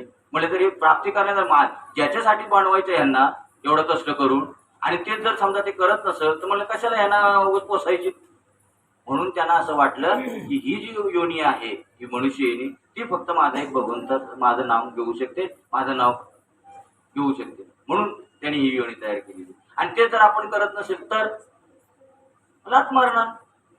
जे करायला पाहिजे ते करत नसेल तर मात्र लात आपल्याला लाच मिळाल्याशिवाय राहणार नाही. हे प्रत्येक मग लाच मिळालं म्हणजे काय? 84 लक्ष योनीमध्ये आपल्याला तो टाकणार. बस गुटमाळ्या खात. म्हणून प्रत्येकाने आता काय केलं पाहिजे? आतापासून आपण अलर्ट राहिलं पाहिजे, भगवंताचं काम केलं पाहिजे. मग आज तुम्ही समजा आता ही सगळी मंडळी आपण जे आता इथे येतो आणि आता आपण समजा आता बाहेर काही कीर्तन म्हणा, प्रवचन म्हणा, सेवा म्हणून आपण जी करणार आहोत ती कोणाची करणार आहोत? देवाची. कारण त्याची इच्छा आहे अशी. आणि त्यांनी मला सांगा तुमचीच निवड का केली? आता एवढी देवामध्ये किती माणसं असतील सांगा बरं. मग त्याच्यात तुमचीच का निवड केली? तर देवाला तुमचा देह आवडला. लक्षात घ्या, तुमचा देह देवाला आवडला म्हणजे हेच देव फक्त काय करू शकतात? माझी सेवा करू शकतात, माझ्या धर्माचं काम हेच फक्त करू शकतात. मग आता नको का आपल्याला करायला? मग आता एखादा याच्यातला म्हणला एखाद्याला आता तुमची निवड केलेली आहे आणि जर एखादा म्हणा नाही बाबा मला काय जमतं का, मी काय तिथं येणार, मग देव बघणार आहे. आम्ही तुम्ही आपण कोण बघणार नाही, देवच बघणार. मग बऱ्याच वेळाला असं होतं. अरे उलट तुम्ही आपण तसं बघायला गेलं तर आपण भगवंताचे आभार मानले पाहिजे. एवढे देव पडलेले आहेत जगामध्ये आणि आपल्याच देहाचा त्यांनी स्वीकार केलेला आहे धर्माचं कार्य करण्यासाठी. तर आपण किती भाग्यवान आहोत सांगा बरं मला. हा म्हणजे स्वीकार केलाय की नाही भगवंताने? ज्या अर्थी आपल्याला धर्माचं कार्य करण्यासाठी उद्युक्त केलेले आहे म्हणजे याचा अर्थ भगवंताला आपली काय आवडलेली आहे. मग आपण नको का विचार करायला? म्हणजे भलतच काहीतरी करण्यापेक्षा चांगलं धर्माचं कार्य करून घेतोय, भगवंत करून घेतोय. मग का आपण करतो? आपण नाही करत आहे. या यंत्राचा भगवंत आपल्या कामासाठी उपयोग करून घेणार आहे हे चांगलं डोक्यात ठेवलं पाहिजे कायमचं. या यंत्र आहे का? यंत्र निर्जीव का सजीव? निर्जीव आहे. सजीव कसा? त्याला बटन दाबलं तर ते चालणार आहे, बटन नाही दाबलं तोपर्यंत निर्जीव आहे ते. तर त्या यंत्राला कुठेतरी जॉईंट केले असेल ना, लाईट जॉईंट केली असेल ना त्याला, तेव्हा ते चालणार ना. तसं हे काय आहे? हे यंत्र आहे आणि या यंत्राचा भगवंत उपयोग करून घेणार आहे आपला. किती भाग्याचे आहोत आपण. नाहीतर इकडे तिकडे कुठेतरी किड्या मुंग्याने खाल्लं असतं किंवा मातीत गेलं असतं किंवा जाळून टाकणार ना नंतर टाकणार ना जाळून. मग त्यापेक्षा आपण धन्यवाद समजलं पाहिजे, आपण भाग्यवंत समजलं पाहिजे. नाही ना आम्ही दैवाचे असं समजलं पाहिजे की भगवंताने आपल्या कामासाठी धर्माच्या कार्यासाठी आपल्या ह्या यंत्राचा काय केलेला आहे? स्वीकार केलेला आहे. किती भाग्यवंत आहोत आपण. मग रडायचं का? आता लढाईच करायची केली पाहिजे. आणि आता आपली लढाई होणार आहे ती आतापर्यंत लढाई झाली ती किल्ल्याच्या आतमध्ये झाली. आता किल्ल्याच्या बाहेर लढाई करायची. तेव्हा प्रत्येकाने आता काय केलं पाहिजे? अलर्ट राहिलं पाहिजे. प्रत्येकाने अलर्ट राहायचंय. म्हणजे काय करायचं तुम्हाला अलर्ट करायचं म्हणजे? दांडपट्टा खेळायला शिकलाच गेलं पाहिजे असं ना? काही गरज नाही. फक्त अभ्यास केला पाहिजे, ज्ञानेश्वरी वाचली पाहिजे, भागवत वाचलं पाहिजे, गीता वाचली पाहिजे. हा अभ्यास करायचा म्हणजेच तुमची ती तयारी केली पाहिजे. तर बरोबर आहे. म्हणून आता तयारीला लागलं पाहिजे आपल्याला. तर आता किल्ल्याच्या बाहेर लढाई करायची. पण कुणी घाबरायचं कारण काही नाही. चुकलं तर चुकलं. अरे जर सगळीकडे जर देव आहे मला सांगा का घाबरायचं? सगळीकडे जर देव आहे तर मग चांगलं म्हणजे देव आणि वाईट म्हणजे देवच आहे ना. सगळा तर ओतपोत देव भरलेला आहे. चांगलं वाईट कुणी ठरवलेलं आहे? आपल्या वृत्तीने ठरवलेले आहे. नाही तर चांगलंही नाही का वाईटही नाही, सगळं ओतपोत काय भगवंत बरं. मग तुम्ही का घाबरायचं? कोणाला घाबरायचं? काही लोक किती सांगितलं तरी घाबरतात. का घाबरायचं सांगा बरोबर. करणार आहे तोच आहे, करून घेणार आहे तोच आहे, बोलणार आहे तोच आहे, सगळं काही तोच करून घेणार आहे. भजनही तोच आहे. नवीन तुम्ही जे काही करता ना आता ऑल इन वन जे तुम्ही जे काही करता ना ते सगळं भगवंतच आहे. तुम्ही बोलता तेही भगवंत आहे, तुम्ही चालता तेही भगवंत आहे, तुम्ही खाता तेही भगवंत आहे. सगळं काही जेवढं करता ना ते सगळं भगवंत आहे. अन्न हे पूर्ण ब्रह्म म्हटलं की नाही. मग काय राहिलं भगवंताशिवाय? जे काही तुम्ही कुठलीही क्रिया जी तुम्ही कराल ना, कुठली ती काय आहे? काय म्हणलं मी? कुठलीही क्रिया ती भगवंत आहे. मग आता काय राहिलं वेगळं सांगा बरं. आता एखादा शहाणा समुद्रात गेला, सगळीकडे पाणी आहे, आणि एखादा शहाणा म्हणला काय दगड म्हणले अशी वर उचलतात आणि खाली पडतात. काय कोण शहाणा एखादा, म्हणजे काय झालं आता, ती दगड आहेत का? आता त्याच्या बुद्धीने त्याची वृत्ती तशी होती की ती दगड आहेत म्हणून तसं झालेलं आहे. आपल्याला वेगळं काय झालेलं, आपली वृत्ती तशी म्हणून आपल्याला वेगळं दिसतं. आता ते समुद्रात सगळं काय आहे, पाणीच आहे, आणि वरती लाटा उसळल्या तरी पाणीच आहे. पण एकच शहाणा म्हणला हे दगड कशी काय वर येतात आणि खाली जातात. आता इतकी कोणाची दृष्टी, त्याच्या दृष्टीने बनवलेली आहे. पण म्हणून काही दगड आहेत का, पाणीच आहे ना. तसं जी काही क्रिया होते पाण्यामध्ये, पाण्यामध्ये जे लाटा उसळतात त्या वर उसळतात, उड्या मारतात, परत खाली बसतात. आता ते काय मिळून सगळं पाणीच आहे. आणि त्या लाटांना समजा ताण लागली, ते काय पितात, पाणीच. आणि त्या लाटांना भूक लागली, काय खातात, पाणीच. तसं आपल्याला जर ताण लागली, काय खातो आपण, काय पितो, देवच. आपल्याला भूक लागली, आपण काय खातो, देवच. देव खाते प्रमाणे, देव खाते देव पिते. आता एवढं आणि काय सांगायचं तुम्हाला, जी क्रिया होते तुमची, आता काय ऑल इन वन याला म्हणतात. काय लक्षात घ्या, जी क्रिया होती ती फक्त एवढं तुमच्या मनामध्ये कल्पना आणू नका, बस. ती कल्पना नडते. जसा एखादा काटामध्ये पायामध्ये काटा रुतावा आणि तो जसा लसतो आतमध्ये, तसं आपण एखादी काही क्रिया चुकून समजा काय झालं, अरे ते लसतं तेवढं फक्त बाजूला काढायचं, बाकी काय नाही. सगळं काही येतं, तुम्ही कल्पना आणता मनामध्ये, म्हणून तुम्हाला ते वेगळं वाटतं. आता आणि काय सांगावं, सगळंच क्रिया जेवढ्या होते तेवढे सगळं जर देव आहे सगळीकडे, आपल्याला काय वेगळं दिसतं. नवे भागवतामध्ये, एकनाथी भागवतामध्ये असा विषय येऊन गेलाय की गवळणी अशा म्हणतात, गोपिका, की आमच्या नवऱ्याने जेवढं सुख दिलं नाही आम्हाला, ते आमच्या भगवंताने दिलं. आणि त्या वेळेला समजा 1000 गवळणी असतील. ऐका बरं का, आता विषय काय चाललेला, सगळं काही देव, जी क्रिया होती ती काय देव. ऐका, तर त्या गवळणी अशा म्हणतात भागवतामध्ये की म्हणे आमच्या नवऱ्याने जेवढं सुख दिलं नाही तेवढं आम्हाला देवाने दिलं. ते पण 1000 गवळणी म्हणतात की देवाने एकाच वेळेला आम्हाला आमच्या शय्येवरती ते सुख दिलं. कसं काय, 1000 गवळणी आहेत आणि एकाच वेळेला देवाने आम्हाला ते शय्येवरती ते सुख दिलं. कसं काय, देव जर समजा एक मांडला आणि 1000 गवळणी मांडल्या, तेव्हा एकाच वेळेला, मग एकाच वेळेला कसं काय, एक वेळेला जाईल ना. तात्पर्य लक्षात घ्या. मग काय म्हणायचं होते त्यांना, त्यांनी आकाराने म्हटले, त्या आपल्या आतमध्ये जे आत्मस्वरूप आहे, आत्मा आहे, भगवंत आहे, तो एकाच वेळेला आम्हाला काय करतो, एकाच वेळेला ते सर्व सुख देतो. आहे आता इथे वेगवेगळा, किती सोपं आहे, किती, पण कळून घेतलं तर म्हणजे सर्वांना तो सारखाच. पण आपलं तेवढा निश्चयात्मक भूमिका झाली पाहिजे, ती फक्त बनवायची. आता मिळाले आपल्याला, फक्त आता काय करायचं, आपल्याला निश्चय बनवायचं. आता ज्यांनी काही केलेलंच नाही त्यांचं कधी आता निश्चय व्हायचं काय माहिती, आता नाही का, हे आता वेगळं वाटत असेल. पण ज्यांनी त्यांना हे नाम मिळालेलं आहे, कारण नामाशिवाय दुसरं काय आहे, नाम देव, ज्ञान देव, त्यांना कळणार आहे.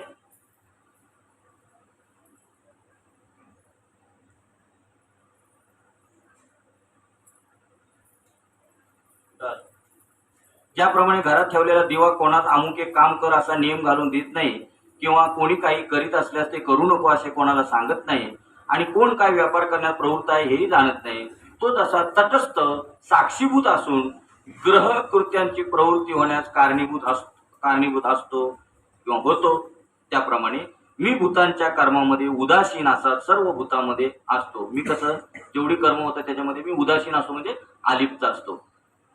जसा दिवा अलिप्त असतो तसा दिव्यामध्ये कर्म सगळी चाललेली आहेत, पण दिवा काही करत नाही. दिवा काय करतो, अलिप्त असतो. तशी जरी ही कर्म सगळी प्रकृती जरी करत असेल तरी मी मात्र त्या कर्मामध्ये नाही, मी कर्मापासून त्या काय अलिप्त आहे. हा एकच अभिप्राय खरा आहे. तोच पुन्हा पुन्हा पुष्कळ पर्यायाने युक्ती प्रयुक्तीने काय सांगू तर सुभद्रापती म्हणजे कोण, सुभद्रापती म्हणजे अर्जुना, सुभद्रापती एवढे एक मुख्य लक्षात ठेव म्हणजे झाले, म्हणजे सांगणार आहे की आता एक एवढं मी आता काय सांगतो तेवढं लक्षात काय पुन्हा पुन्हा पुष्कळ वेळाला तुला तेच युक्ती प्रवृत्ती सांगत बसू, तर आता ऐक, केवळ ज्ञान स्वरूप अशा मज अर्जुना, सर्व सृष्टीतील लोकांच्या व्यापारास ज्याप्रमाणे सूर्य हा केवळ निमित्त मात्र कारणीभूत आहे, त्याप्रमाणे जगाच्या उत्पत्तीला मी निमित्त कारण आहे असे जाण. बघ, सगळं जाऊ द्या, तर तुला काय युक्ती प्रवृत्ती, आता फक्त मी जे आता काय सांगतो ना तेवढं मात्र आता एक लक्षात ठेव. काय तर सर्व सृष्टीतील लोकांच्या व्यापारास ज्याप्रमाणे सूर्य हा केवळ निमित्त मात्र कारणीभूत आहे.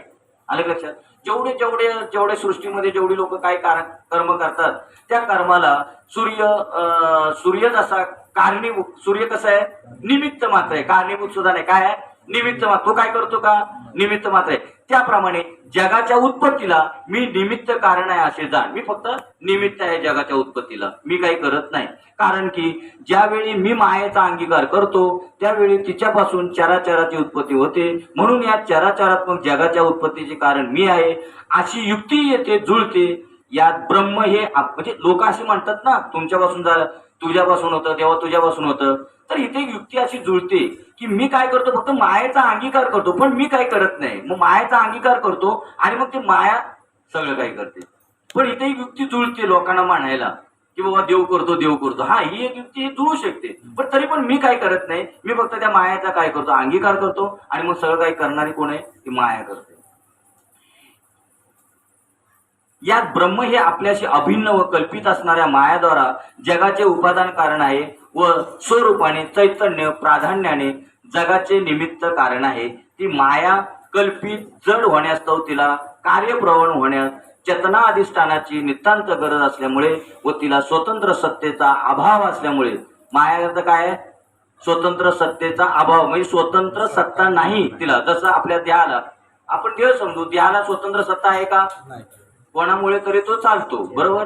तसं चेतनाधिष्ठान नितांत गरज, तिला स्वतंत्र सत्तेचा अभाव असल्यामुळे द्वैत आपत्ती न येता माया विशिष्ट परमात्मा या जगाचे अभिन्न निमित्तपादन कारण आहे. हे असे उपरनिर्दिष्ट युक्तीसह जुळते असा अभिप्राय आहे. म्हणजे करते सगळे माया, पण निमित्त फक्त कोण आहे, एक फक्त मी आहे. फक्त निमित्ताला मी आहे, बाकी सर्व कोण करते माया करते. आता या विचारात्मक ज्ञानाच्या प्रकाशाने तू माझ्या ऐश्वर्य योगाला व यथार्थ स्वरूपाला चांगले न्याहाळून पहा. ते असे की माझ्या ठिकाणी सर्व भूते आहेत, पण त्या भूतांमध्ये मात्र मी नाही. ही सर्व भूते माझ्यापासून आहेत, पण त्या भूतांमध्ये मी नाही. कसा अग्नीपासून धूर आहे, पण धुरात अग्नी असतो का नाही. तशी ही भूत माझ्यापासून आहेत, पण भूतात मी नाही. म्हणजे विकारलेल्या जगतात मी नाही. कारण मी तो नसेल तर आपण चालणार कसे. मी तो आहे आपल्यामध्ये, पण इथं त्यांना असं सांगायचंय की विकारलेले जे कर्माचा विषय चाललेला आहे ना, जे विकारलेले जग आहे त्याच्यात मात्र मी नाही. आलं का लक्षात?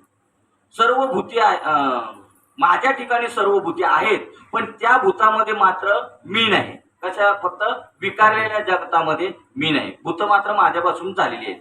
माझ्या अधिष्ठानावर आश्रयावर ही सर्व भूते विवर्त रूपाने अध्यस्त आहेत. म्हणजे माझ्यावर ही काय होतात अध्यस्त, म्हणजे आधारभूत आहेत फक्त ती. पण भूतांच्या आधारावर मी नाही. भूत माझ्या आधारावर आहेत, पण भूतांच्या आधारावर मी नाही. म्हणजे काय म्हणते, म्हणजे भूतांचा आधार आहे यांना, कुणाला भगवंताला, तर तसं नाही. माझा आधार आहे त्यांना, पण त्यांच्या आधारावर मी नाही. काय म्हणतो की नाही एखादा, मी काय कुणाच्या आधारावर जगत नाही, तेच उलट माझ्या आधारावर जगतात.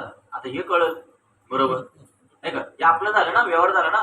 काय म्हणतो तो, आता त्याला मोठं हे असतं पैशाला वगैरे समजा असते, तो म्हणतो हे माझ्या आधारावर जगतात, उलट तुम्ही काय म्हणता, तुम्ही त्यांच्या आधारावर जगता म्हणून. तसं हे माझ्या आधारावर आहेत ही भूत, पण त्यांच्या आधारावर मी नाही. म्हणजे भूतांच्या आधाररूपी करून त्या भूतामध्ये ब्रह्माची स्थिती नाही.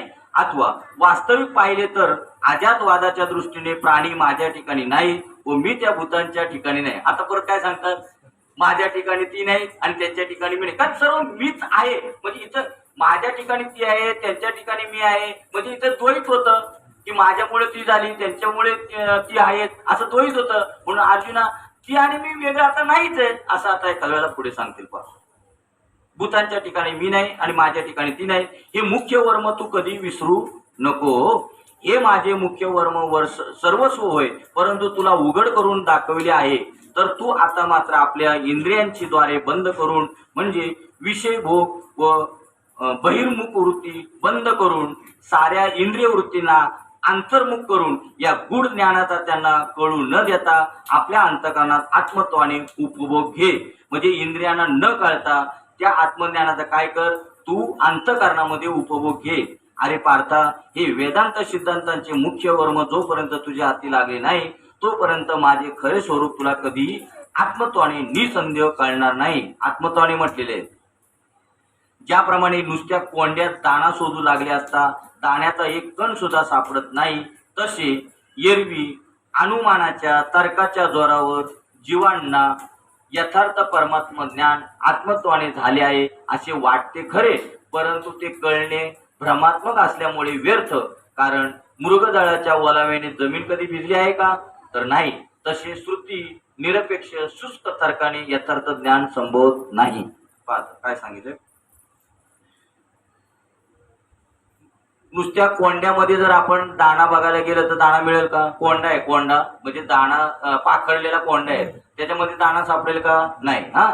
हे दृष्टांत झाला. तसं दाणा सापडत नाही. तसे एरवी तसं अनुमानाच्या जोरावर तर्काच्या जोरावर मी मात्र कोणाला तसा सापडणार नाही. त्याला फक्त स्वतः अनुभवच घेतला पाहिजे माझा, म्हणजे प्रचिती आली पाहिजे, तरच मात्र त्याला मी तो सापडू शकतो. प्रचिती विन बोलणे जे अवघेची कंटाळवाने तोंड पसरून सुने तशी रडवणी गेली. जर प्रचिती नसेल तर ते कुत्रा जसं वर तोंड करून बघा कधी कधी इवळत असतात ते, पण त्याच्या इवळण्याला काय अर्थ असतो का? तसं म्हणे ही काही नुसती इवळतात अशी, माझा अनुभव न घेता. तुम्हाला लगेच क्लिक झालं की चाललंय तसंच चाललंय ना. म्हणजे अनुभव नाही, प्रचिती नाही, आणि नुसतं विवळणं चाललेलं आहे, बडबड बडबड. धनराज बाबा असे डायरेक्ट बोलतात, काय बुकतात त्यांना कळत त्यांचं त्यांनाच कळत नाही. धनराज बाबा बोलतात बोलतात, सरळ सरळ बोलतात. डायरेक्ट बोलतात. इथं बोलू शकतात. प्रचिती विण बोलणे ते अवघेची कंटाळवाणे तोंड पसरून जसे सुने रडोणी. प्रचिती नसेल तर तो बोलणाऱ्यांना ऐकणाऱ्यांना कंटाळा येणार, आणि ज्याला प्रचिती आलेली आहे, जो प्रचितीचे जो बोलतो त्यांना मात्र समोरच्यांना कंटाळा येणार नाही.